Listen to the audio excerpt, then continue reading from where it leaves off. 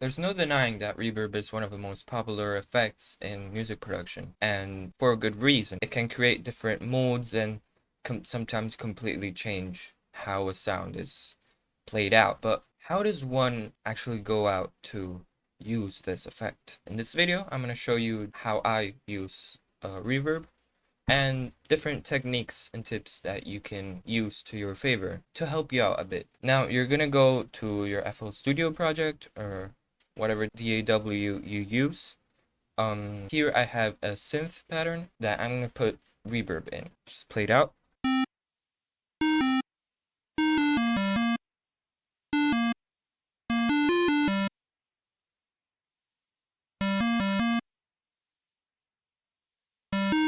Now you can hear that this synth pattern is, the synth pattern is very melancholic. It's very like moody, I guess. And I'm gonna show you how, with the use of reverb, you can amplify this mood even more. Now, a technique that I use a lot when using reverb is putting the reverb effect in a different signal and then completely like putting the dry sound of the reverb, like the actual sound of the original audio, down.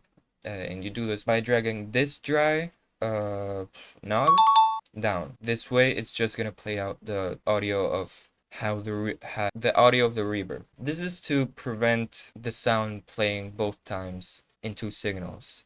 Because I'm gonna show you here, if I put the dry knob to full in here, you're gonna listen that it's gonna sound twice.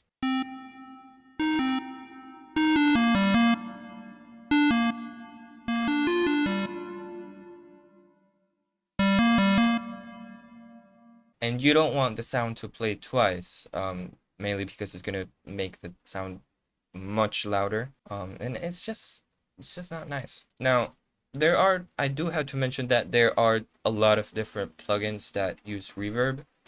I mainly use Fruity Convolver and Fruity Reverb 2, mainly because like it's in FL Studio, and I don't have to dig to like, I don't know, different websites to download some random plugin. I do have to say that there are a lot of free third-party plugins if you want to download it, but I choose not to bother. I just stick to what I have, you know? It's nice. It's still a good plugin. I'm just not gonna search for a plugin that does the same thing, you know? But yeah, now you can see how applying the reverb to this sound creates a much more like moody tone to the sound, and it just makes it have this like ambience in the background and have much more of like character, I guess. But the thing about this mood creation, I guess, the thing about reverb is that it creates a lot of bass in the track. And if you have a lot of songs that are connected to the signal that creates reverb, then there's going to be a lot of bass in your song. But there's a way to prevent this. You can apply a high pass equalizer in order to cut the lower frequencies of the reverb and to just make it sound much more, much lighter, much clearer.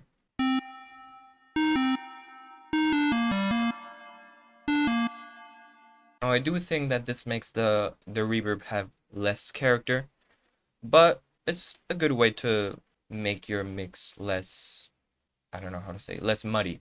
But if you don't want such a like, if you don't want your reverb to be affected this much, there's also a way to just put a signal, put equalizer, and put I don't know how do you call it.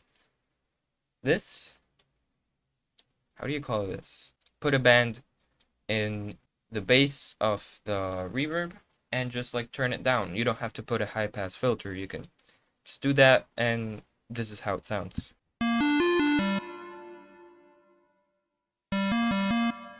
The bass doesn't go that low, but in compensation, you get more character for the reverb.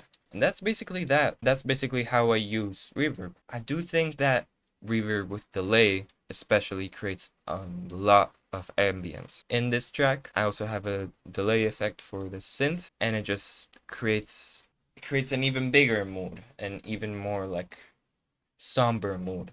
I'm gonna play it.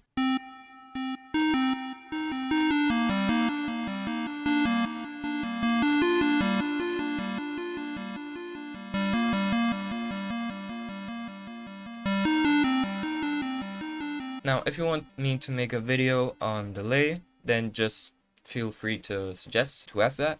But other than that, that's basically all about reverb. I'm sure there's more techniques, there's more tips. I'm not an expert, I have to clarify.